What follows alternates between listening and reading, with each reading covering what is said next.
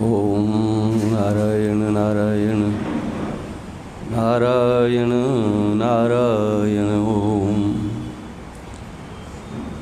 ओम नमो ब्रह्मादिभ्यो ब्रह्म विद्या संप्रदायकर्तृभ्यो वंश ऋषिभ्यो महद्भ्यो नमो गुरुभ्यः। शंकरं शंकराचार्यं केशवं वादरायणं सूत्रभाष्यकृतौ वन्दे भगवन्तौ पुनः पुनः। प्रशान्तभावं शिवमद्वितीयं प्रदायकं मुक्तिमखण्डबोधं प्रणाशकं मोहमदारिदोषान् प्रणमामि तं सद्गुरुवामदेवम्। मंगलं दिशतु मे विनायको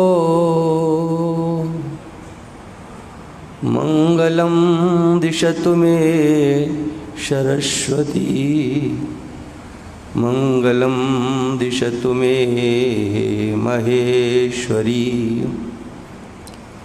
मंगलं दिशतु मे सदाशिवः मंगलं दिशतु मे सदाशिवः। ओम।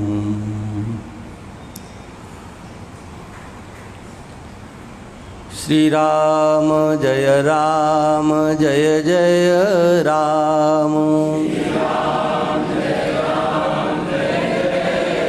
श्री राम जय जय राम।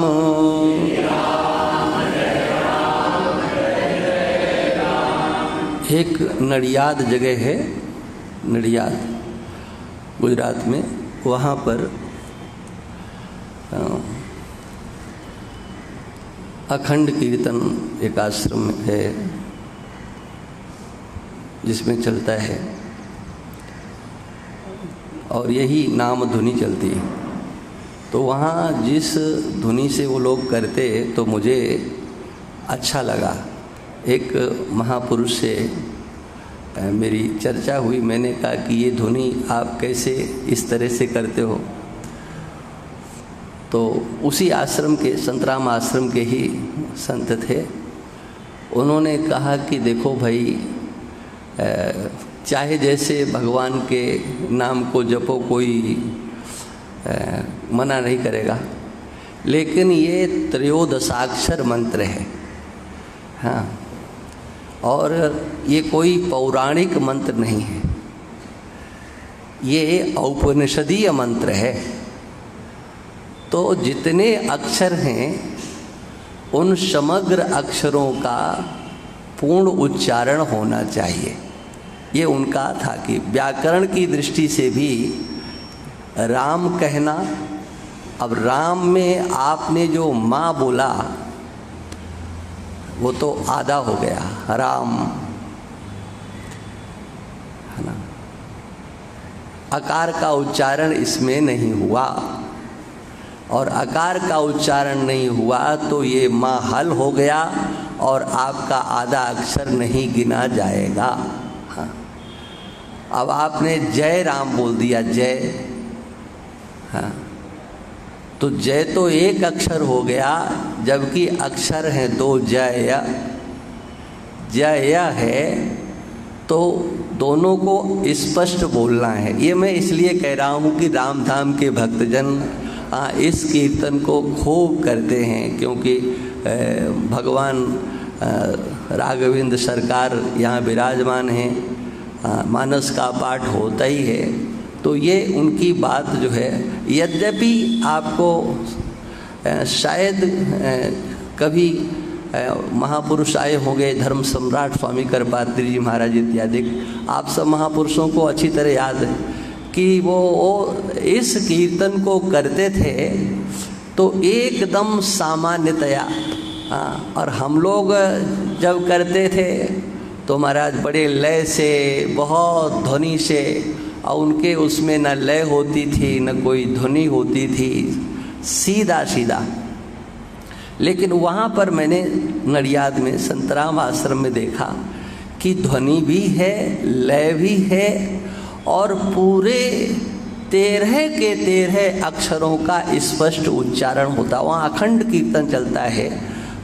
वहाँ के सज्जन गृहस्थ परिवार अपना समय बांधे हुए हैं, 1-1 घंटे का, आधा घंटे का, जिसके पास जितना समय है वो आकर के अपने समय पर दिन में, रात्रि में, और वो कीर्तन चलता रहता है।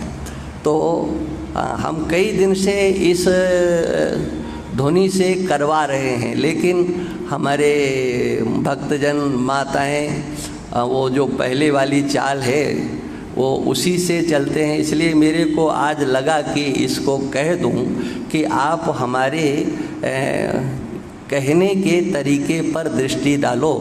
हाँ, यद्यपि आप सबको ये कीर्तन करते करते वर्षों हो गए हैं, लेकिन ये औपनिषदीय मंत्र है, और उपनिषद में यद्यपि अनेक प्रकार के विधान होते हैं, लेकिन औपनिषदी इस मंत्र में कोई विधान नहीं है। 13 अक्षर हैं, तो 13 अक्षरों का स्पष्ट उच्चारण हो जाए, बस यही सबसे बड़ा मंत्र है। और इसी का दूसरा नाम विजय मंत्र भी कहा जाता है।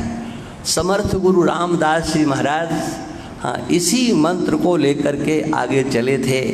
हाँ, मुगलों के ऊपर, आताताइयों के ऊपर विजय प्राप्त करवाने के लिए उन्होंने शिवाजी को तैयार करके इस मंत्र को उन्हें दे करके कि इसी मंत्र को लेकर के चलना है। तो ये कोई सामान्य मंत्र नहीं है, इसकी महिमा और एक लेने का तरीका, भले ही आप हमारे तरीके से न लें, लेकिन इतना ध्यान रखें कि आपने राम बोला तो वो माँ पूरा नहीं हुआ, आधा अक्षर हो गया, और जय बोला तो 2 की जगह आपने 1 अक्षर बोल दिया। इसलिए जय ना बोल करके जया बोलना है, जय, है ना। और श्री राम नहीं बोलना है, श्री राम। माँ का उच्चारण करना है। अंतर क्या है? आप राम बोलेंगे तो आपके ओंठ बंद हो जाएंगे, तो समझ लो आपने आधा बोला। हाँ, यही तो माँ की विशेषता है ना। माना पवर्ग पूरा का पूरा ओंठों को बंद कराने वाला होता है। है ना। माँ विशेष करके, है ना, माँ में आपके ओंठ बंद होते हैं तो आपने आधा बोल दिया। और अगर आपने पूरा कुछ खोल दिया, ज़्यादा नहीं, थोड़ा सा खोलें, ओंठ आपके खुल जाएं तो वो माँ पूरा हो जाएगा। श्री राम जय राम जय जय राम, श्री राम श्री राम जय राम जय जय राम, श्री राम। नहीं, फिर गलत कर दे, जय जय राम, ऐसे बोलो, जय जय राम, श्री राम जय राम जय जय राम, श्री राम जय राम, श्री राम जय राम जय जय राम, श्री राम जय राम। राम माताएं फिर गलत बोल रही हैं, जोर से भी बोलती हैं, गलत भी बोलती हैं। बार बार संशोधन करा रहा हूँ, फिर भी संशोधन नहीं हो रहा। श्री राम जय राम जय जय राम, श्री राम, श्री राम जय राम जय जय राम, श्री राम जय राम। बोलिए राम धाम सरकार की।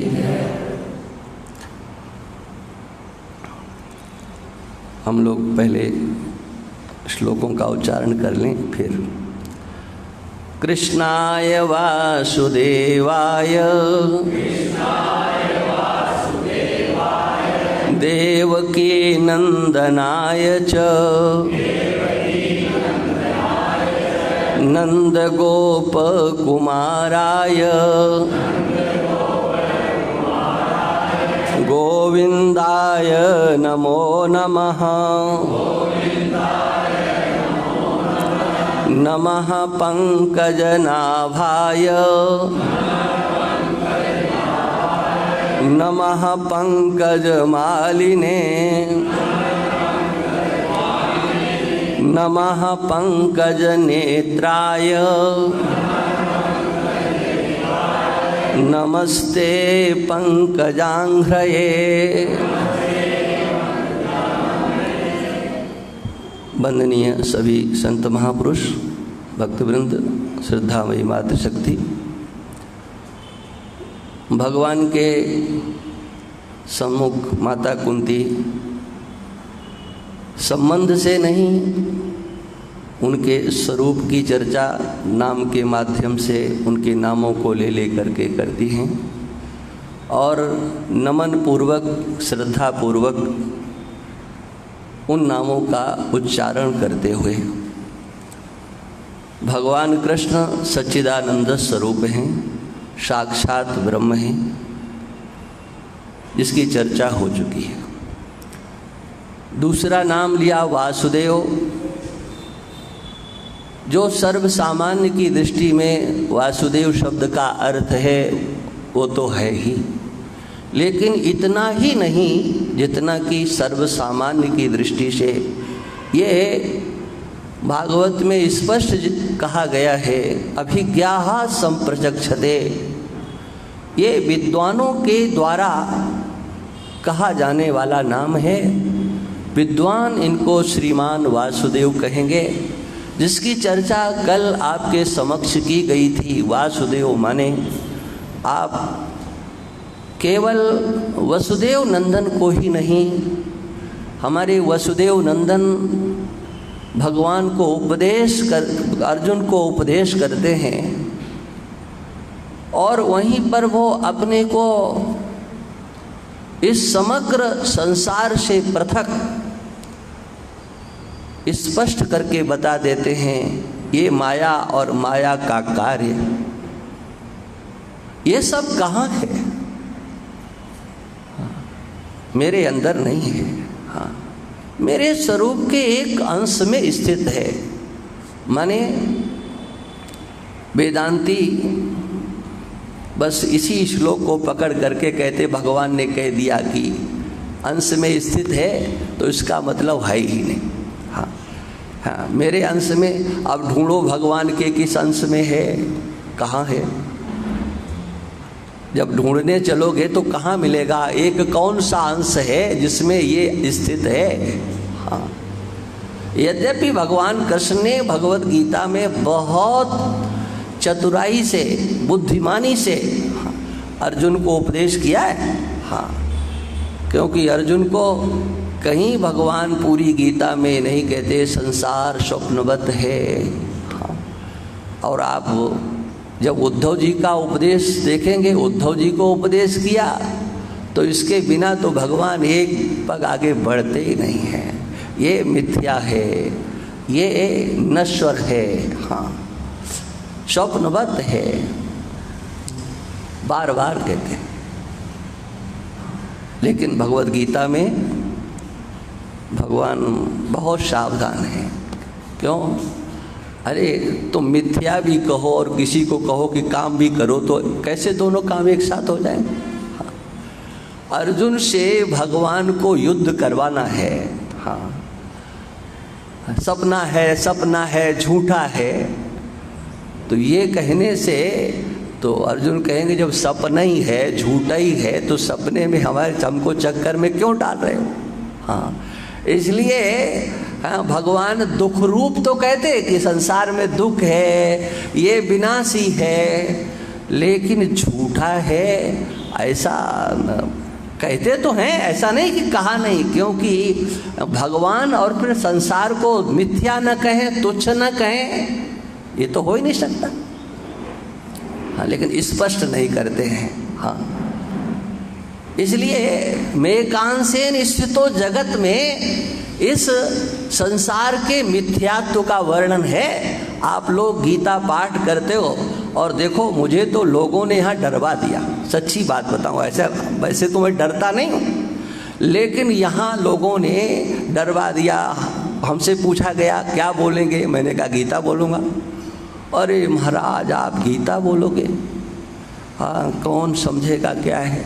लेकिन हमें पाठ में उपस्थिति देख करके लगता है, अगर मुझे ये इतना विश्वास होता कि आप लोग गीता के पाठ में इतने लोग आते हो ना, तो मैं उनकी बात मानता नहीं। लेकिन मैं भी डर गया कि भाई ऐसा ही हो सकता है, गीता लोग समझे ही नहीं, पाठ करें ही नहीं। हाँ, किंतु आप लोगों ने जो उपस्थिति दी है गीता पाठ में, उसके लिए तो हमारा मनोबल थोड़ा ऊंचा हो गया। इसलिए हम बीच बीच में गीता की बात इसलिए कर देते हैं कि आप सब पाठ में रहते हो, उसके प्रति और आपकी अभिरुचि जागृत हो। देखो, एक श्लोक भगवत गीता में है जिसमें भगवान ने खुल्लम खुल्ला कह दिया। हाँ, लेकिन वो सबके लिए नहीं, समझदारों के लिए। हाँ, उपदेश तो अर्जुन को किया है, लेकिन हाँ अर्जुन के लिए वो बात नहीं है। क्या उपदेश अर्जुन को कर रहे हैं कि ये जो संसार आपको दिखाई पड़ रहा है अर्जुन, हाँ अगर इसे पकड़ने जाओगे तो वैसा मिलेगा नहीं। न रूपमस्येह तथोपलभ्यते, तथोपलभ्यते माने यथा दृश्यते, तथा के साथ में यथा शब्द का योग करना पड़ेगा। माने आप तथा बोल रहे हो तो यथा को तो अब लाना ही पड़ेगा। तब क्या अर्थ हुआ? कहा जैसा दिखाई देता है वैसा उपलब्ध नहीं होता है। अब इस वाक्य में न तथोपलभ्यते, इसकी उपलब्धि है ही नहीं। ये संसार जैसा दिखता है वैसा उपलब्ध नहीं होता है। माने हाँ, जो वस्तु दूर से जैसी दिखती है पास जाओ तो वैसे नहीं। हाँ, आप लोग जानते हैं, मर्मज्ञ हैं, टेलीविज़न से दूर बैठे हो तो कहते अच्छा दिखता है। हाँ, सिनेमा हॉल में बोले दूर बैठो तो अच्छा दिखता है, पास बैठो तो अच्छा नहीं दिखता है। हाँ, ये तो आप लोगों का अनुभव है। अच्छा, जो दिखते हैं उनके और पास चले जाओ तो फिर बताओ क्या होगा। जितने जितने आप नजदीक जाते जाएंगे उतना उतना उनका स्वरूप बदलता जाएगा। हाँ, ये संसार है। न रूपमस्येह तथोपलभ्यते नान्तो न चादिर न च संप्रतिष्ठा। इसकी प्रतिष्ठा ही नहीं, इसकी स्थिति ही नहीं है। ये प्रतिष्ठा शब्द अपने आप में बहुत मार्मिक है। संसार की प्रतिष्ठा नहीं है, संसार की स्थिति नहीं है, प्रतीयमान है लेकिन उपलब्धमान नहीं है। हाँ, जैसा दिखाई देता है वैसा नहीं है। यहाँ पर भगवान ने जो कहना था संसार के संबंध में सब कुछ कह दिया। इसका कितना ही विस्तार कर लो। इसलिए भगवान कृष्ण साक्षात सच्चिदानंद स्वरूप हैं। ये कृष्ण शब्द से माता कुंती ने उन्हें साक्षात सच्चिदानंद स्वरूप, वासुदेव शब्द से भगवान सर्वांतरात्मा हैं, सबके अंतर विराजमान हैं। माने भक्तों को निराशा से उबारने के लिए हमें भगवान मिलेंगे कि नहीं मिलेंगे, भगवान से हम दूर हो गए हैं, हम रोते हैं कब मिलेंगे कब मिलेंगे। हाँ, कब मिले हो दीनानाथ हमारे, हे प्रभु आप कब मिलोगे। मैंने उनकी उस बेचैनी को दूर करने के लिए वासुदेव नाम से उस स्वरूप का वर्णन है जो सर्वात्मा है, दूरी नहीं है। हाँ। जब आप अपने को एक आकृति विशेष में देखते हो तो उस समय पर इसी आकृति के अंतर्गत उनकी स्थिति है, यहीं पर है। आपको जो दिखाई पड़ता है उसके अंदर वो है, वो परमात्मा है, क्योंकि दृश्य से आपका प्रेम है। ये चर्चा हम कर चुके हैं। वो प्रेम दृश्य से नहीं है, दृश्य के अंतर्गत बैठे हुए भगवान से है। हाँ, पानी से प्यास बुझती है, ये भी चर्चा मैं कर चुका हूँ। प्यास बुझाने वाला पानी नहीं है, पानी में बैठा हुआ परमात्मा है। अन्न से भूख नहीं मिटती है, उस अन्न के अंतर बैठा हुआ परमात्मा है। एक बार इस दृष्टि को आप सच्चाई से अपने अंतर आने दीजिए। ये भगवान के वचन हैं, ये कोई मैं अपने ढंग से नहीं प्रस्तुत कर रहा हूँ, कोई खींचतान नहीं कर रहा हूँ। वासुदेव शब्द का अर्थ, हाँ, कल जो किया गया था उसमें एक बात और भी है। वसुदेव के घर में भगवान का जन्म होता है, उनका नाम वासुदेव होता है। तो हम अपने हृदय को भी वसुदेव बनाने की चेष्टा करें तो हमारे हृदय में भी वासुदेव का प्राकट्य हो जाएगा। ये भगवान शंकर के उक्ति से जो उन्होंने माता सती को कहा कि मैं सब अपने भगवान को नमन करता हूँ, वो भगवान कहाँ हैं? का हृदय में है। हाँ, वो कौन सा? का विशुद्ध जो हृदय है। हाँ, निर्मल मन जन सो मोहि पावा, कितना सीधा, कुछ करना नहीं है, एक हृदय को शुद्ध करना है। जिसका हृदय शुद्ध हुआ वो भगवान को प्राप्त कर लेगा। माने इसमें साधना भी है, इसमें भगवान के स्वरूप की सिद्धि भी है। हम भगवान के स्वरूप को समझें, वो हमसे पृथक रह कैसे सकते हैं? हाँ, जब वो सर्वत्र हैं तो क्या हमको छोड़ करके?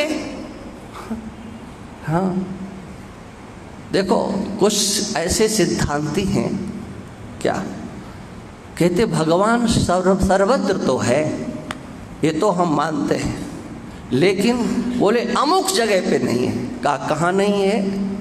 ये बोले ये जो मूर्तियां बैठाल देते हैं। हाँ, अब सोचो उनका भगवान कितना कमजोर है। हाँ, एक आकृति से डरता है, वो भी हाँ कारीगर की बनाई हुई आकृति से। बोले इसमें नहीं हो सकता है, तो इसमें नहीं हो सकता है तो कहीं नहीं हो सकता है, ध्यान रखना। हाँ, अगर तुम उसकी सर्वत्र उपलब्धि मानते हो तो यहीं को छोड़ करके क्यों? यहाँ पर भी है। माने ये एक क्रम है आपके अंतस देखने के लिए, ये प्रतीकोपासना है, एक कारीगर के द्वारा बनाई गई, वेद मंत्रों से ब्राह्मणों के द्वारा प्राण प्रतिष्ठा की गई। वो मूर्ति फिर मूर्ति नहीं रहती है। हाँ, वो भगवान का विग्रह बन जाता है। शास्त्रीय स्थिति से शास्त्र ने अब कह दिया ये भगवान का विग्रह है, और आपकी बुद्धि भी हाँ भगवत स्वरूप से ही उस धातु को आच्छादित कर देती है। ये स्थूल दृष्टि वाले व्यापारी व्यवहारिक उसे किसी भी धातु के रूप में देखेंगे जो धातु है उसको।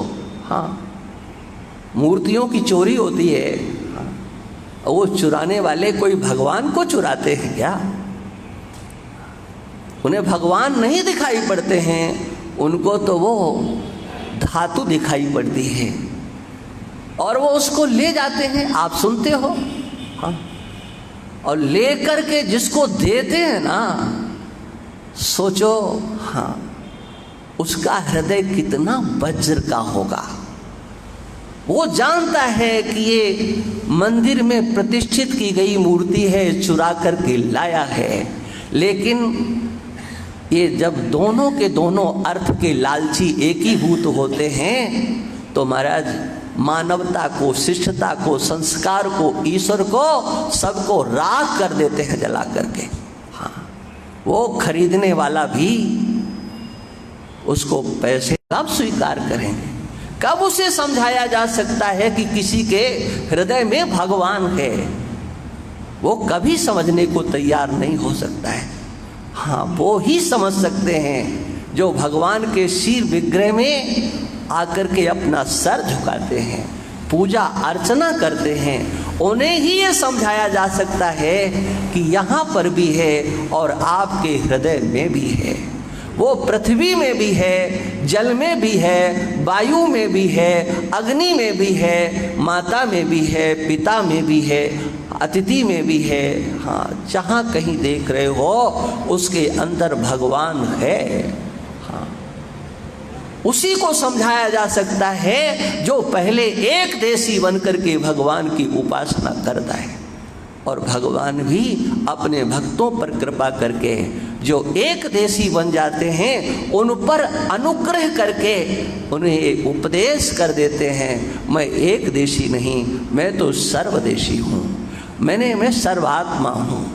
ये ज्ञान का दीपक भगवान हृदय में जला देते हैं।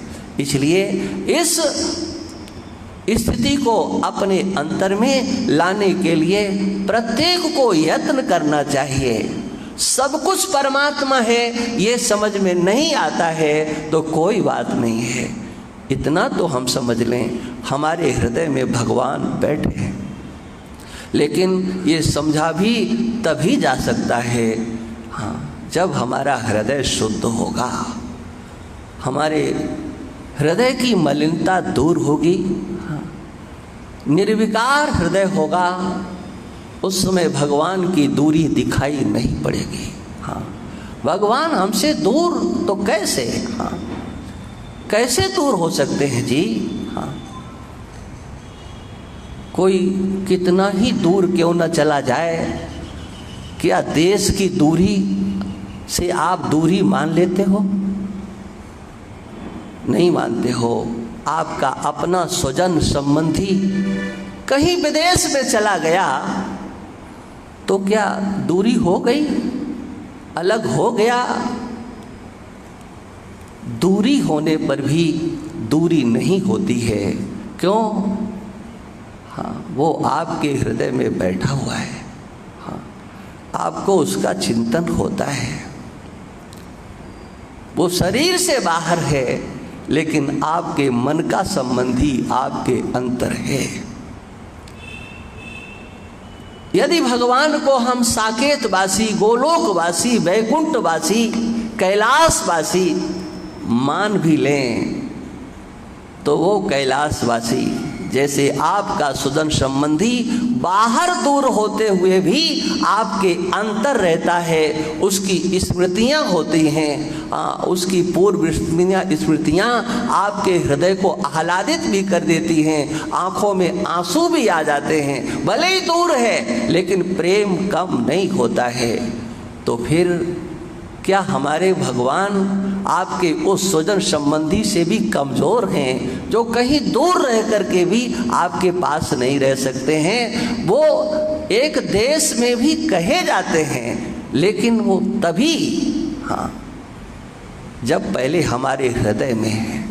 हमारे भगवान गोलोक में, साकेत में, वैकुंठ में, क्षीर सागर में, जित सब जगह हैं, उन धामों की भी चर्चा पुराणों में है, निरर्थक नहीं है। हाँ, इन संसार से माया मोह की निवृत्ति कराने के लिए उन धामों की चर्चा करके संसार के सुखों से संसार के राग द्वेष से ऊपर उठ करके एक बार आकांक्षा हो जाए, इस संसार को छोड़ करके हमें भगवान के धाम में जाना है, गोलोक में जाना है, साकेत में जाना है, इस प्रकार का भाव जिसका जागृत होता है वो फिर इस संसार में रमण नहीं करता है। संसार से वैराग्यवान होकर के वो उस लोक की भावना करता है। हाँ, और उस भाव की प्रतिष्ठा से वहां तक पहुंच जाता है। यम यम बाप स्मरण भावम त्यजत्यन्ते कलेवरम तम तमेवैति कौन्तेय सदा तद्भाव भाविता। भगवान कहते हैं जिस जिस भाव से आप चिंतन करोगे, माने उस एक परमात्मा को आप साकेतवासी मानो, एक परमात्मा को गोलोकवासी मानो, वैकुंठवासी मानो, कैलाशवासी मानो, आपको जैसा अच्छा लगता है हाँ आप उसके साथ एक भाव बना लीजिए और उस भाव के साथ हाँ उसके साथ एकीभूत हो जाओ। यम यम बाप स्मरण भावम। हाँ, जिस जिस भाव से आप उसका चिंतन करोगे और चिंतन करते करते शरीर को छोड़ दोगे, भगवान कहते हैं हाँ उसका हृदय तदाकार हो जाएगा, सदा तद्भाव भाविता। देखो मानस में वर्णन आता है क्या, भगवान श्री राम ने युद्ध जीत लिया। हाँ, इंद्र ने आकर के कहा महाराज मेरे लायक कोई सेवा बताओ। हाँ, तो कहा कि ऐसा करो, हमारे ये मानर भालू मर गए, इनको जिंदा कर दो। हाँ, सेवा यही है। अब मरे तो सब पड़े थे, राक्षस भी मरे पड़े थे हाँ, और वानर भालू भी। अमृत की वर्षा की। अब ये तो कर नहीं सकते थे कि इन पर हो कि इन पर नहीं हो। इंद्र डर भी रहा था कि ये वर्षा हो रही है फिर जिंदा हो जाएंगे हाँ, लेकिन वर्षा करना भी जरूरी था, वर्षा किया हाँ। तो गोस्वामी जी लिखते हैं जिए भालू कभी नहीं रजनी चर। वो जी गए और वो नहीं जिए हाँ। अरे एक जैसी वर्षा हुई लेकिन वो जी गए, वो नहीं जिए। कौन का? राक्षस नहीं जिए हाँ। क्यों? बोले कि बस यही सदा तद्भाव भाविता हाँ। उन्होंने युद्ध करते करते अपने प्राणों को छोड़ा था। सामने कौन था जी? हाँ, संसार तो छूट गया हाँ। उनके सामने तो हाँ भगवान थे। भगवान का दर्शन करते करते हाँ उनके प्राण निकले थे, सदा तद्भाव भाविता। देखो जान में अनजान में किसी भी प्रकार से यथार्थ वस्तु जो उसका स्वरूप है उससे संबंध हो, उसका प्रभाव होता है। अग्नि का स्पर्श आप अग्नि की पूजा करके करो, क्या होगा? हाँ, अच्छा अनजान में स्पर्श करो तो हाँ, अग्नि तत्व अपने स्वरूप में किसी प्रकार से परिवर्तन नहीं करेगा, चाहे जितनी परिक्रमा करके आप स्पर्श करना। ये यथार्थ वस्तु का स्वरूप होता है। विष को आप जान करके लो, चाहे अनजान में उसका प्रभाव जो होना है आप जानते हो। ऐसे ही अमृत को कोई जान करके पिए, चाहे अनजान में। हाँ, वो नहीं जानते कि ये कौन है, लेकिन अनजान में भी सच्चिदानंद घन हाँ, उन्हें तो आकृति में दिखाई देते हैं। अरे आकृति से क्या हुआ है, तो वो सच्चिदानंद ब्रह्म। उन सच्चिदानंद ब्रह्म का वो चिंतन भले वो साकार रूप में कर रहे थे, लेकिन वास्तविकता क्या तुम साकार में कर रहे हो, लेकिन भगवान कहते मैं तो सच्चिदानंद स्वरूप हूं। तब वो साकार का दर्शन भी उस निर्गुण निराकार निर्विशेष के साथ एकीभूत कराने में समर्थ है। ये तो मानस प्रमाण है। हाँ, क्या हुआ? बोले रामाकार भये तिनके मन। रामाकार, हाँ, राम जी की आकृति वाला उनका मन हो गया।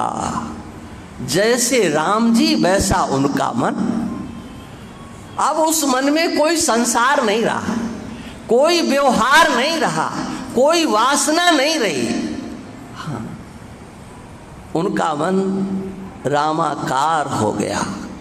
और ये रामाकार मन, हाँ, वो महाराज क्या करता है? बोले मुक्त भय छूटे भाव बंधन। सोचो, उस युद्ध के क्षेत्र में, हाँ, तामसी प्रवृत्ति से जीवन जीने वाले वो राक्षस जब राम जी का ध्यान करते करते उनका मन रामाकार हो जाता है तो मुक्त हो जाते हैं।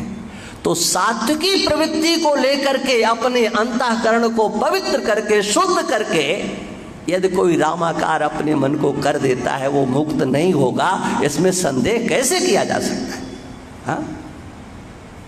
ये कथाएं केवल सुनने के लिए नहीं है। गीता हो, भागवत है, मानस है, केवल पाठ करके आप लोग संतुष्ट नहीं हो, उनकी अंतर की गहराई तक जाने की कोशिश करो, भगवान को समझने की चेष्टा करो। श्रद्धावान आप हैं, कोई कसर नहीं है, आप एक नंबर के भक्त हैं, कोई कसर नहीं है। लेकिन एक बार थोड़ी अक्कल, पूरी नहीं, पूरी तो आप परिवार में लगाओ, दुकान में लगाओ, मकान में लगाओ, व्यापार में लगाओ, क्योंकि पूरी तो आप लगा भी नहीं सकते हो। थोड़ी सी अक्कल भगवान को समझने में भी लगा दो।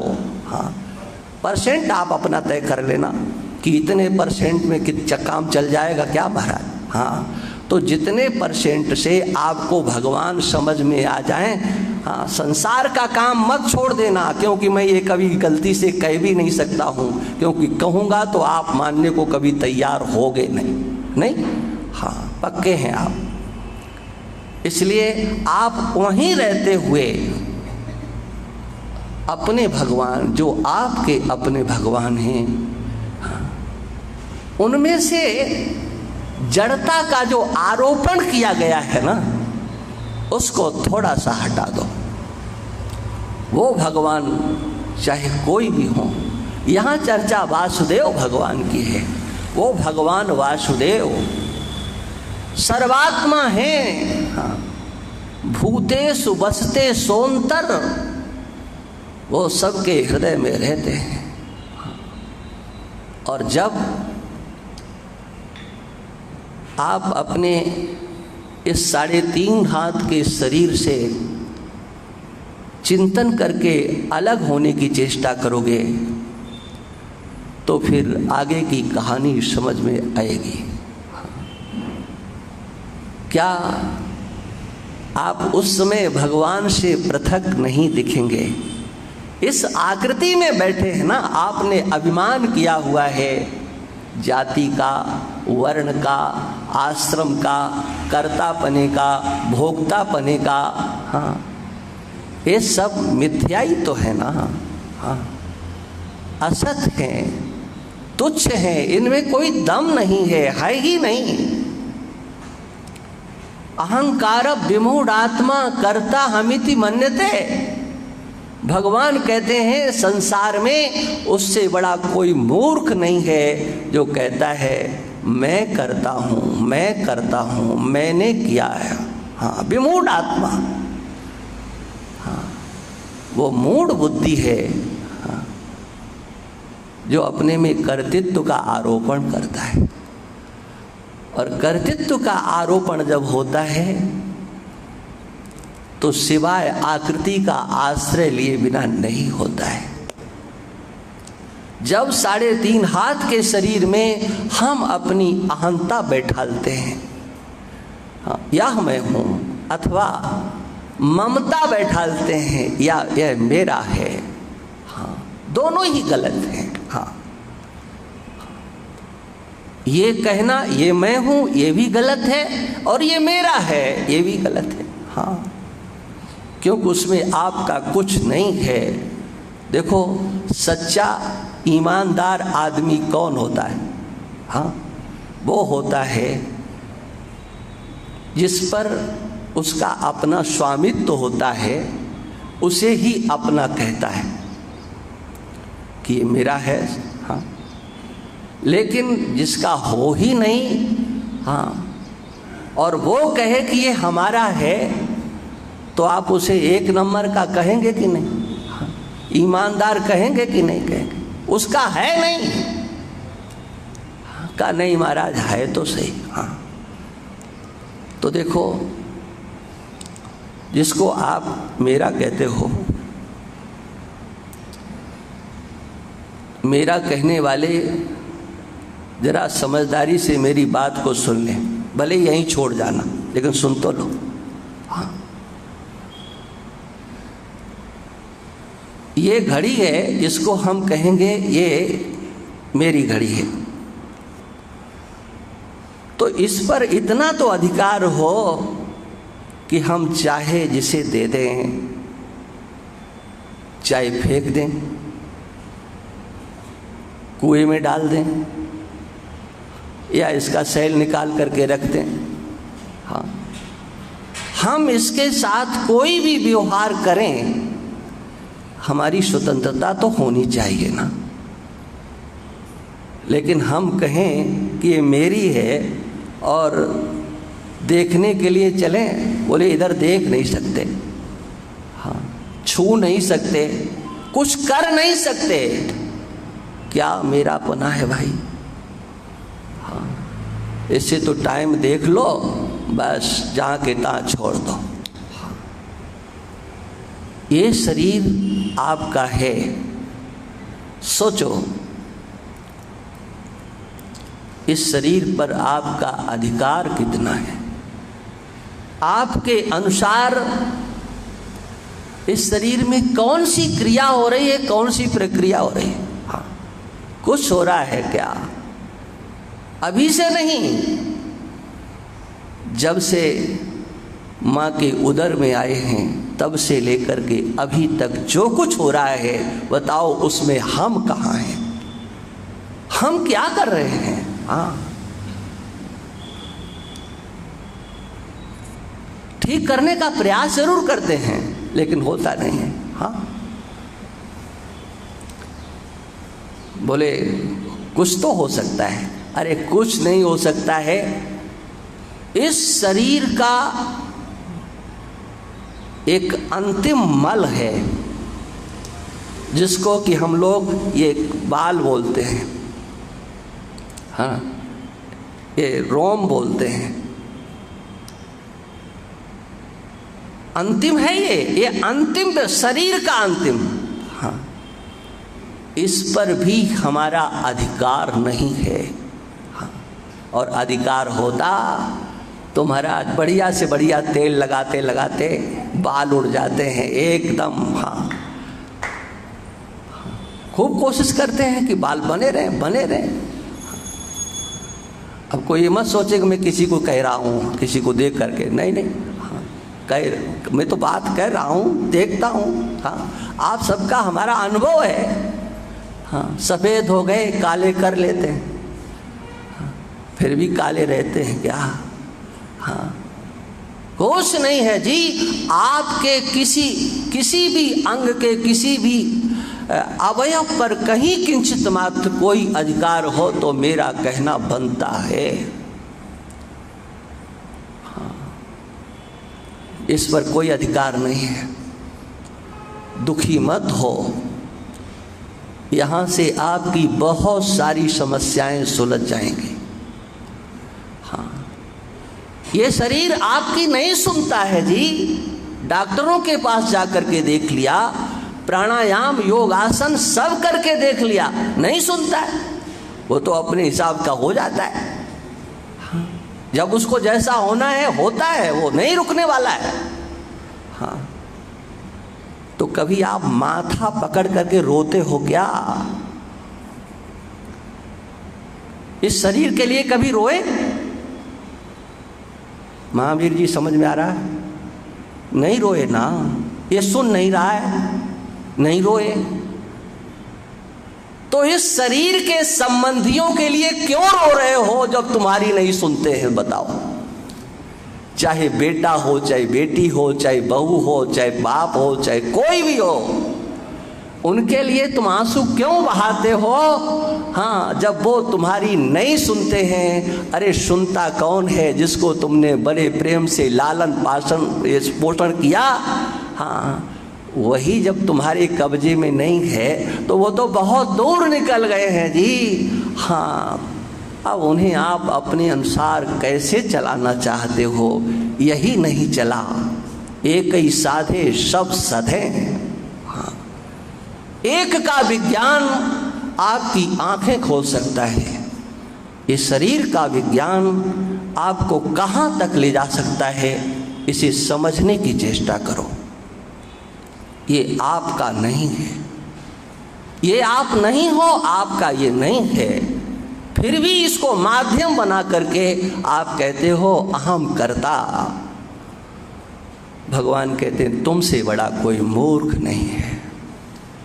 हाँ, यदि कर्तृत्वाभिमान को दूर कर दिया तो भौतिकत्वाभिमान तो अपने आप दूर हो जाएगा, फिर आप भोगता भी नहीं रहोगे। इसी प्रकार से हाँ, अनेक प्रकार के और भी बहुत से वही आपको भगवान से दूर करते हैं। वो अंतर के विकार, उन अंतर के विकारों को सत्संग के माध्यम से ही दूर किया जा सकता है। ये भी आप लोग अच्छी तरह से समझ लो। कोई साधना नहीं है हृदय को शुद्ध करने की, हाँ, भगवान की ओर चलने की, भगवान से प्रेम करने की। हाँ, प्रेम तो कहीं और होता है और करना हम किसी और से चाहते हैं। ऐसा कभी होता है? हाँ, जिससे आपका प्रेम होता है, लगाव होता है, वो जागृत की तो बात छोड़ दो, वो सपने में भी आपका साथ देता है। हाँ, वहाँ पर भी उसका ध्यान होता है, चिंतन होता है। वही संसार। एक व्यक्ति ने, अब मैं ये नहीं कहूँगा कि कौन था, एक व्यक्ति ने कहा, वो उसमें चाहे आप पुरुष समझ लेना, चाहे आप देवी समझ लेना, कहा कि महाराज, हाँ, उनसे हमारा बड़ा प्रेम लगाव, चले गए और रोए भी खूब। उसने कहा कि महाराज सपने में वो एक दिन भी नहीं आए। हाँ, सपने में तो आते। मैंने कहा कि सपने में आते तब जब उनसे तुम्हारा प्रेम होता। अब हमने सीधे बोल दिया। बोले आपने ऐसे कैसे कह दिया? हमने कहा सच यही है, जिससे प्रेम होता है, अंतःकरण का लगाव होता है, वो वहाँ तक चलता है।